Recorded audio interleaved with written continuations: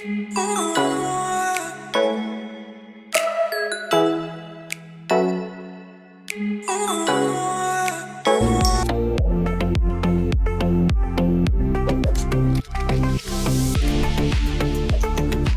ang bakod namin noon, chicken wire lang na nakadikit sa puno ng malunggay. At nang nakaluwag-luwag, napabuhusan ang harap ng bahay, niriis pa rin namin yung chicken wire habang wala pa kami makontratang welder na gagawa ng gate at fence. Noong nakakuha kami ng contractor na gagawa, 22,000 ang estimated budget niya. Pricey daw yun, sabi ni Mister, dahil maliit lang naman yung kailangang bakuran. May nahanap ulit kaming welder taga dito rin lang sa village namin. Sabi niya balikan daw niya kami dahil medyo busy pa, mahigit 1 buwan nakalipas hindi pa siya nakakabalik. Kaya sabi ni Mr. siya na lang daw gagawa, hindi siya professional welder, first project niya itong gate namin. Pinagpraktisan ika nga, dahil nga mahirap makahanap ng gagawa sa abot kayang budget, at saka sabi nila, kuripot, daw ang mga Ilocano.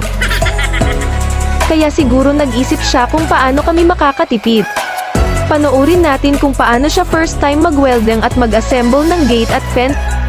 Sobrang laki ng natipid namin from 22,000 pesos, parang hindi first timer ang gumawa.